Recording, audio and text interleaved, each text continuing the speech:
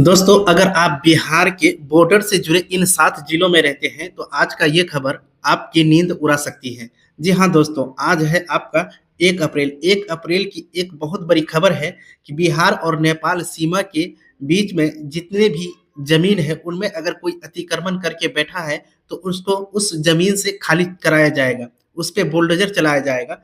अब सवाल ये उठता है कि अगर वहाँ पे जो भी लोग निवास करते हैं, उनको हटाया जाएगा, तो वो जाकर के कहाँ बसेंगे? इसके विषय में भी कहा गया है और जाकर के इस वीडियो में हम विस्तार से आपको बताएँगे बिहार के नेपाल सीमा के अंतर्गत आने वाले ये 7 जिले में कौन-कौन से जिले आते हैं और जो अतिक्रमण करके वहाँ पे बैठे हैं, जिनके पास ज़मीन नहीं है, सरकार जो उनको वहाँ पे हटाएगी बुलडोज़र चला करके, तो उनको कहीं पे स्थान दिया जाएगा या नहीं दिया जाएगा? क्या पूरा मामला है? आज से ये पूरा जो है अभियान शुरू कर दिया गया है। इस वीडियो में आप बिल्कुल सब कुछ जान पाएँगे और आप लोगों से एक छोटी-सी रिक्वेस्ट है कि वीडियो को बिना स्किप किए शुरू से लेकर के अंत तक अवश्य देखिएगा। तो चलिए बिना देरी किए वीडियो को हम लोग शुरू करते हैं।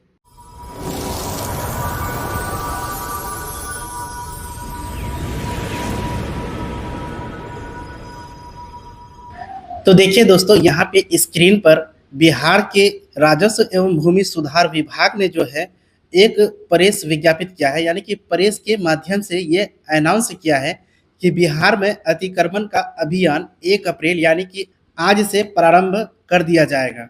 तो इसमें विस्तार से आप जानेंगे कि गरीबों के लिए क्या नियम है और जाकर के किन-किन क्षेत्रों में सबसे ज़्यादा प्रभाव पड़ने वाले हैं जो अतिक्रमण को लेकर के है।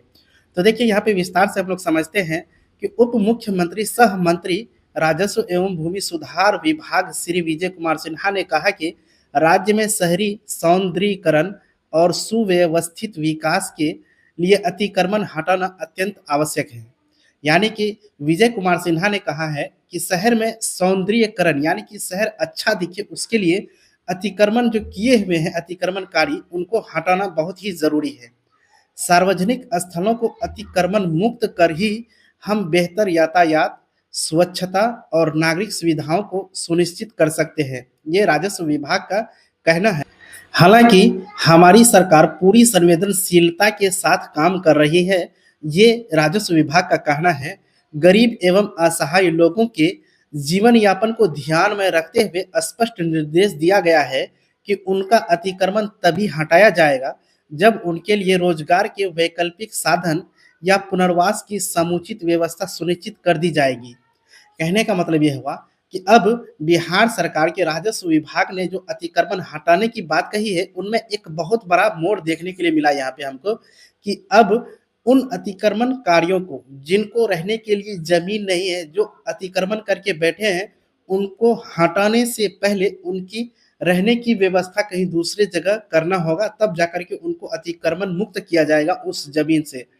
अब इसमें कहा है, हमारा उद्देश्य केवल अतिक्रमण हटाना नहीं है, बल्कि मानवीय दृष्टिकोण के साथ विकास को आगे बढ़ाना है। ये बिहार सरकार का मतलब जो है मानना है, ताकि किसी भी ज़रूरतमंद की आजीविका प्रभावित न हो। सरकार की पहली प्राथमिकताओं में मुख्य धाराओं से पीछे छूटी हुई आबादी है, उनको मुख्य धारा से जोड़ने के लिए लगातार हम काम कर रहे हैं, सरकार का ये कहना है। सरकार जो ये अतिक्रमण मतलब हटा रही है, तो इसका ये मकसद नहीं है कि अतिक्रमण जो किए हुए उनको बेदखल करके छोड़ दिया जाए। उनका ये मकसद है कि उनको उस ज़मीन से मतलब बेदखल करके किसी दूसरी ज़मीन पर उसको शिफ्ट किया जाएगा।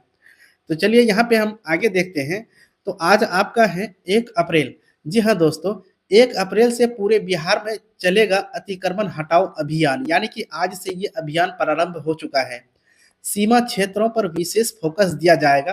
प्रधान सचिव का ये पूरा मतलब जो है सख्त निर्देश है। बिहार और नेपाल सीमा के बीच में जो ये 7 जिले आते हैं, हम आपको अंत में बताएँगे कि कौन-कौन से 7 जिले हैं, उन पर ये प्रभाव देखने के लिए ज़्यादा मिलेगा। अब यहाँ पे देखिए एक पॉइंट में कहा है, नो मैन्स लैंड में अतिक्रमण पर गंभीर चिंता, पुनर्वास के बिना कार्रवाई नहीं, सभी जिलों को कार्ययोजना बनाकर अभियान शुरू करने का दिया है आदेश। जी हाँ दोस्तों, अब जो है मतलब जो है नो मैन्स लैंड में अतिक्रमण जो है, इनके बारे में कहा है कि सभी जिला को ये निर्देश दिया गया है, अपने-अपने क्षेत्र में जो भी अतिक्रमण हटाने के लिए अभियान चलाएगा, उनको सबसे पहले पुनर्वास की व्यवस्था करनी होगी, तब जाकर के मतलब जो है वो अतिक्रमण हटा पाएँगे। तो ये सरकार का खुद का निर्देश है, क्योंकि इसमें कोई कुछ नहीं कर सकता है। अगर आप भी इन क्षेत्र में हैं, अगर आप भी किसी सरकारी भूमि पर मतलब जो है दखल कब्ज़ा करके हैं, अगर आपको भी इस अभियान के तहत उस भूमि से बेदखल कराया जाता है, तो आप जो है उससे पुनर्वास के लिए भूमि माँग सकते हैं, और वो आपको जब तक पुनर्वास के लिए भूमि नहीं देगी, तब तक आप उस ज़मीन पर बने रहेंगे। देखिए यहाँ पे कहा है, पटना राज्य सरकार ने राज्य भर में अतिक्रमण के खिलाफ व्यापक और संगठित कार्रवाई का फैसला लिया है।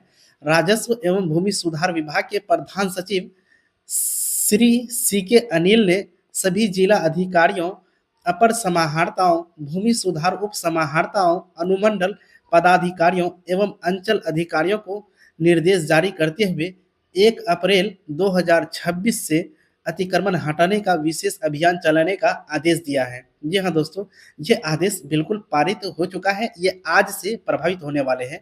तो आप कमेंट बॉक्स में बताएँगे कि आप किस जिला से ये वीडियो देख रहे हैं, आपके यहाँ पे किस तरह का अतिक्रमण हटाने का अभियान चलाया जा रहा है? क्या आपको वहाँ पे भूमि आवंटित कराई जा रही है या फिर नहीं कराई जा रही है? तो इसमें जब हम आगे बढ़ते हैं, तो एक यहाँ पे इम्पोर्टेंट पॉइंट हमारे सामने आ जाता है, पुनर्वास के बिना नहीं हटेगा गरीबों का अतिक्रमण। जी हाँ दोस्तों, अगर गरीब लोग हैं तो उनको पुनर्वास देने के बाद ही उस ज़मीन से खाली कराया जाएगा। राज्य सरकार ने मानवीय दृष्टिकोण अपनाते हुए स्पष्ट कहा है कि गरीब और असहाय लोग अक्सर जीविकोपार्जन के लिए, यानी कि रहने सहने के लिए सार्वजनिक स्थानों का उपयोग करते हैं। सरकार इस बात को खुद मान रही है। इसलिए वेंडिंग जोन या वैकल्पिक व्यवस्था किए बिना अतिक्रमण हटाने से उनके रोजगार पर प्रतिकूल प्रभाव पड़ सकता है। सरकार इस बात को एक्सेप्ट भी कर रही है। अधिकारियों को निर्देश दिया गया है कि पुनर्वास की व्यवस्था सुनिश्चित करने के बाद ही अतिक्रमण हटाने की कार्रवाई करें। जी हाँ दोस्तों, अब जो भी गरीब लोग या फिर असहाय लोग सरकारी भूमि पर अतिक्रमण करके बैठे हैं, तो उनको ज़्यादा चिंता की ज़रूरत नहीं है, क्योंकि उनको मतलब जो है, जो भी परेशानी है, सरकार उनकी परेशानी को समझ रही है और सरकार उनको वहाँ से हटाने से पहले दूसरी जगह उनको शिफ्ट करेंगे। तो यहीं पे हम आगे बढ़ते हैं और आगे देखिए, यहाँ पे जो कहा गया है, जो निर्देश दिया गया है, उसके विषय में जिला अधिकारियों की भूमिका पर स्पष्टता। अब कहा है, पत्र में यह भी कहा गया है कि हालांकि जिला अधिकारियों द्वारा अतिक्रमण हटाना विधि सम्मत है, लेकिन यह न्यायोचित नहीं माना गया है, क्योंकि वे इस अधिनियम के तहत अपीलीय प्राधिकारी होते हैं। यानी कि इस तरह की पूरे हम लोग देख चुके हैं कि बिहार में किस तरह से मतलब अतिक्रमण को हटाने के लिए मतलब जो है अभियान चलाया जा रहा है। जारी निर्देश में कहा गया, बिहार लोक भूमि अतिक्रमण अधिनियम 1956 की धारा 6(1) के तहत विधि सम्मत कार्रवाई सुनिश्चित की जाए। यह भी उल्लेख किया गया है कि माननीय पटना उच्च न्यायालय द्वारा कई मामलों में अतिक्रमण हटाने के स्पष्ट निर्देश दिए हैं, जिनका अनुपालन अनिवार्य कर दिया है। तो अब यहाँ पे थोड़ा हम लोग आगे बढ़ते हैं और इसको समझते हैं कि सीमा क्षेत्र में अतिक्रमण पर विशेष चिंता जो जताया गया है, उनको थोड़ा देख लेते हैं। राज्य सरकार ने भारत नेपाल सीमा से सटे 7 जिलों के नो मैंस लैंड में अतिक्रमण के मामलों को अत्यंत गंभीर बताया है। इन मामलों के अंतर्राष्ट्रीय प्रभाव को देखते हुए सर्वे ऑफ इंडिया द्वारा सीमांकन के लिए संयुक्त सर्वेक्षण कार्यक्रम में भी चलाया जा रहा है। अब थोड़ा यहाँ पे समझिएगा, नेपाल और बिहार की सीमा का जो क्षेत्र है, जिसमें 7 जिला आते हैं, हम अंत में आपको बताएंगे कि वो जिला कौन कौन से आते हैं। वहाँ पे बता रहा है, नो मैंस लैंड अतिक्रमण के मामले अत्यंत गंभीर बताया जा रहा है, क्योंकि अंतर्राष्ट्रीय प्रभाव को देखते हुए सर्वे ऑफ इंडिया द्वारा इसका सीमांकन कराया जाएगा। ऐसे में इन क्षेत्रों में प्राथमिकता के आधार पर कार्रवाई करने कहा गया है। यहीं पे जब हम आगे बढ़ते हैं, तो ऐसे में अंचल अधिकारी, भूमि सुधार उप समाहर्ता और अनुमंडल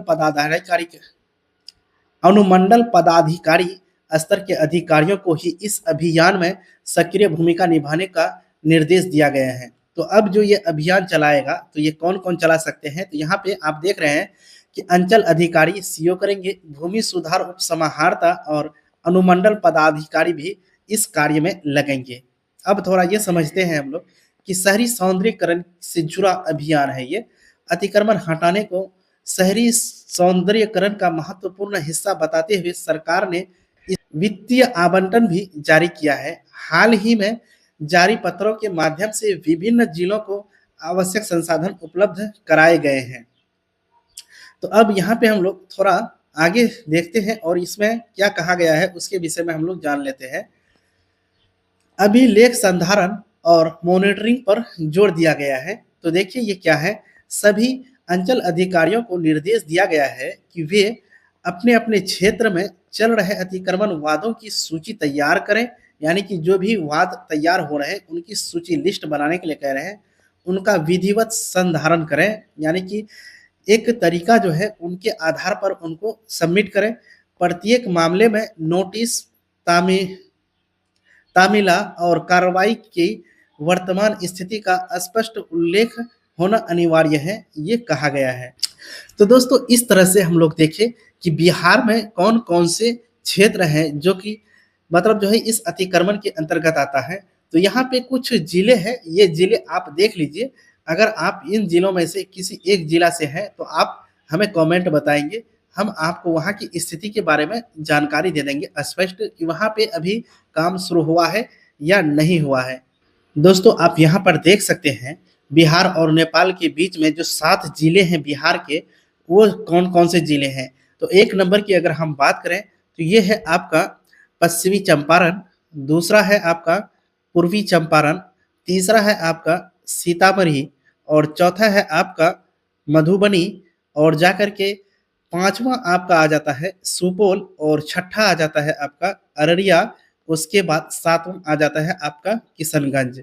जी हाँ दोस्तों, ये 7 जिले हैं जिन पर सरकार का विशेष नज़र है और इन क्षेत्र में रहने वाले लोगों के लिए बहुत बड़ी मतलब जो है ये खबर थी, क्योंकि इस क्षेत्र में जितने भी सरकारी भूमि है, इन पर जो है अभियान चलाया जा रहा है, अतिक्रमण हटाओ अभियान। जी हाँ दोस्तों, अगर आप इन 7 जिला में से हैं, अगर आप वहाँ से वीडियो देख रहे हैं तो हमारे कमेंट बॉक्स में आप कमेंट करके बताएँ कि आप किस जिला से वीडियो देख रहे हैं। और आपके लिए क्या खास नया अपडेट आने वाला है, वो जानने के लिए आप इस यूट्यूब चैनल को सब्सक्राइब कर लीजिए। तो चलिए आज का वीडियो हम यहीं पर समाप्त करते हैं। मिलते हैं एक नया वीडियो में एक नई जानकारी के साथ, तब तक के लिए जय हिंद।